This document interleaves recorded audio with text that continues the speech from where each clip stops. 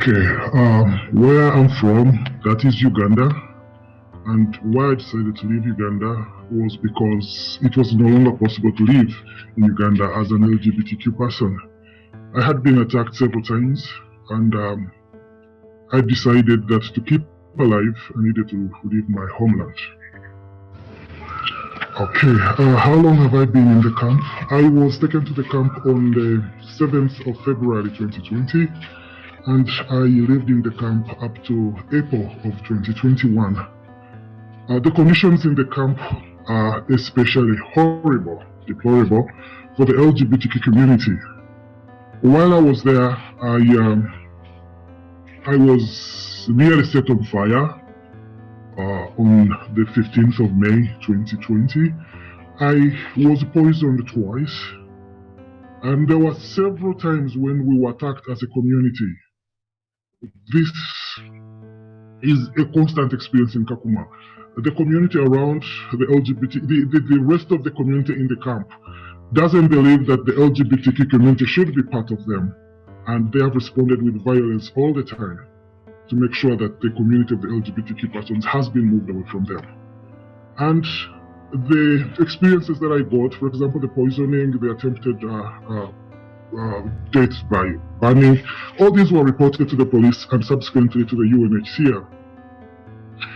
And to date, they have not done anything really. In fact, when it got very, very severe, I had to leave the camp in April of 2021 to go into hiding.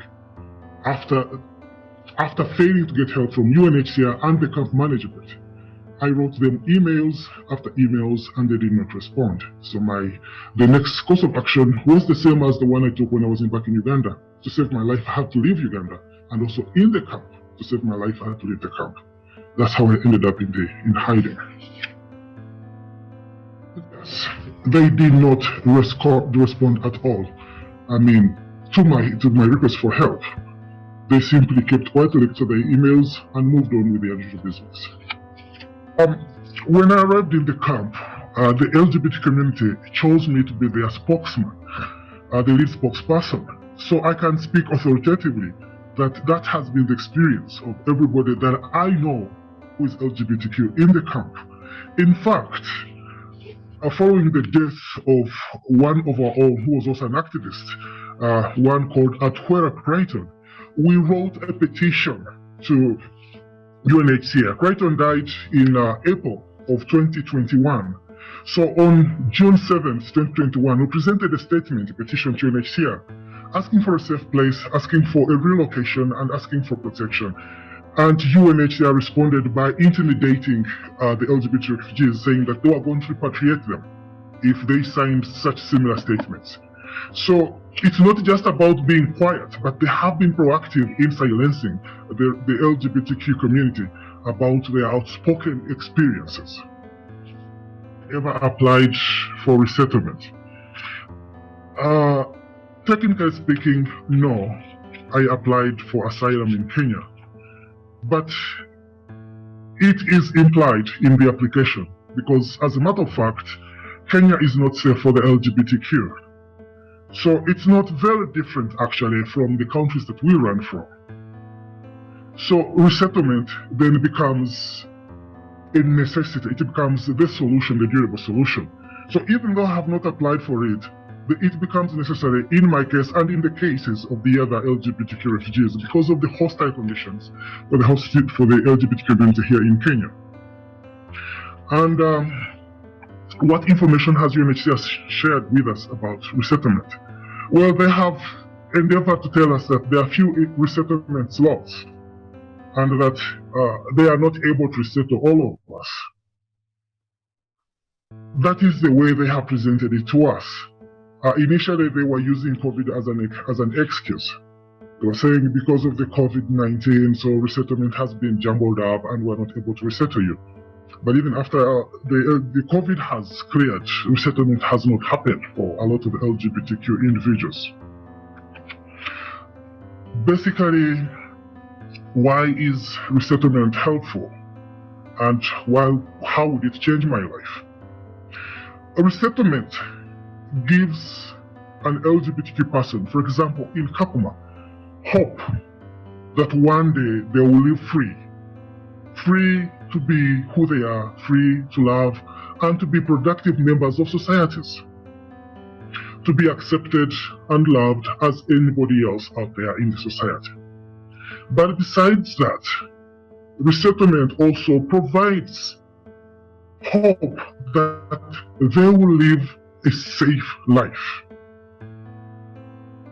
Now, the truth of the matter is that because this resettlement holds a lot for the refugees that are in the camp, unfortunately, it has been used by the Kenyan government and sometimes the UNHCR to intimidate and silence the LGBTQ refugees.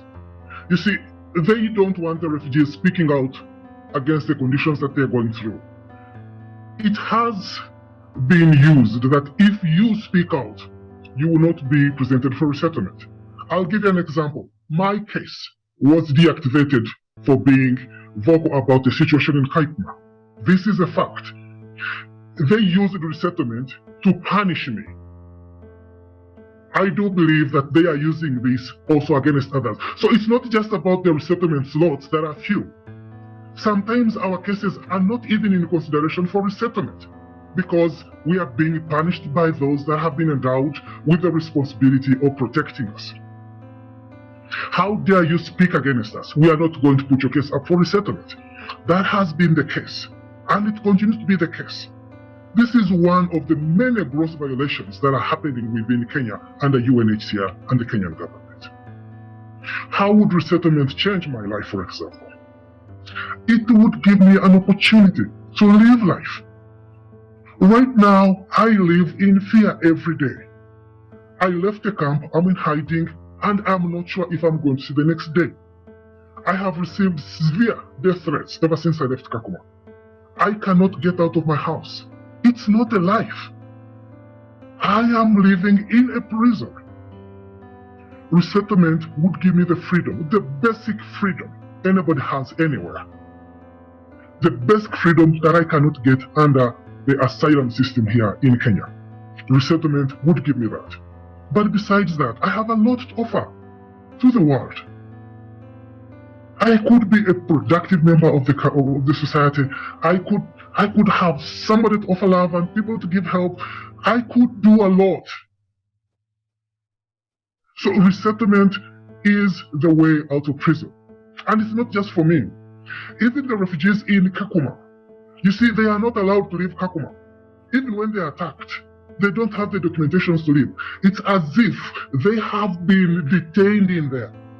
Even if you said, I want to leave, you can't. You'll be arrested and taken back. It's a detention. So resettlement provides an opportunity to live a free life at a very minimal level. That's what resettlement means for me. Thank you so much. And that's why it has been used as a weapon against me and my community. I wanted you to know that there is a lot of intimidation in the camp.